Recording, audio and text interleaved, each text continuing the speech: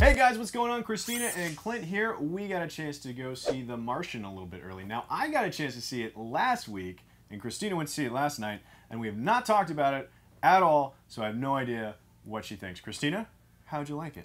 I rather liked it. She rather liked it. It was pretty awesome. It was good. I very much enjoyed the movie, and the only thing that I'm going to say about it is I think that I would have enjoyed it more, and you will enjoy it more, if you haven't read the book.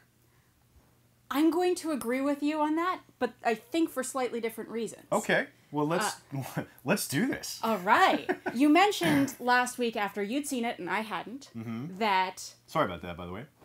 Well, that one might have enjoyed it more if you hadn't read the book because of some of the characterizations disparity between the book and the movie. That didn't bother me as much as some of the completely necessary, tiny plot tweaks that made it ever so slightly less scientifically accurate. Yeah.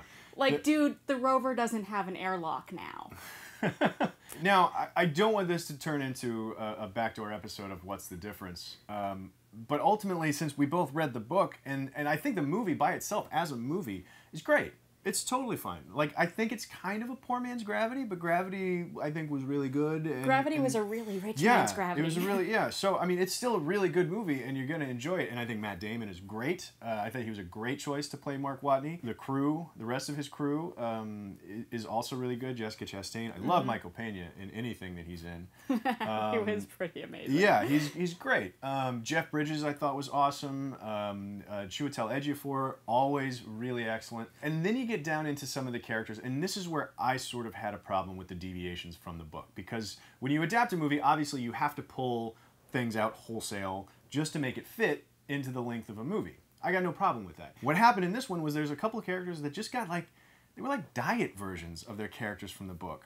See, I don't know if I had that much of a problem with that. Maybe you invested more emotionally in those characters in the book than I had done. Whereas I invested a lot more, I think, in the orbital dynamics girl, so it's just again, if you've read the book, you'll have a few things where you're like, that's not how I envisioned it, and I was so looking forward to seeing it exactly how I envisioned it. Again, this is all to say this movie is totally 1,000% worth the watch. You should not only spend your $14 on it, you should spend your I saw it in 3D. The $17 is totally worth it, too. Yeah, there's some good visual stuff in there. It's shot natively in 3D, so, you don't have to worry about weird conversion-y ghosting. The Hermes, the spacecraft that the whole crew is on that shuttles people back and forth between Earth and Mars, is it's very 2001, A Space Odyssey.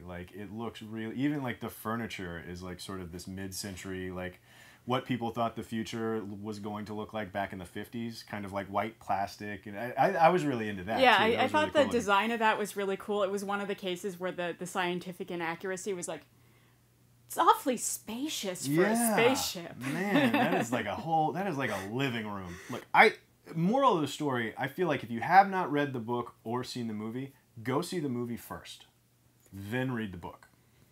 Yeah. That's what I would say. I am really looking forward to seeing this movie again with somebody who hasn't read the book. Yeah, so guys, get down in the comments and let us know. If you haven't read the book and you've seen the movie, let us know what you thought of it, because my experience of the movie, and I think it's safe to say yours as well, is very colored by my experience with the book. And I love the book, and I don't know, I had a hard time separating the book and the movie, more so than I usually do. Here's what it boils down to. I highly, highly, highly recommend that you read the book.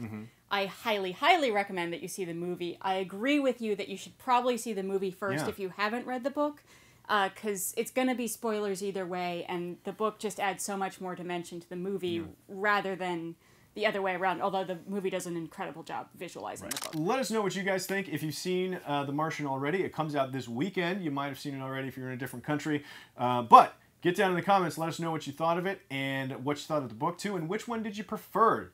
Don't spoil anything down there, though. Be nice. Just be nice. Play nice, everybody. But let us know what you think. Click like to subscribe. Stick around on CineFix for the rest of our movie content, and we'll see you next time.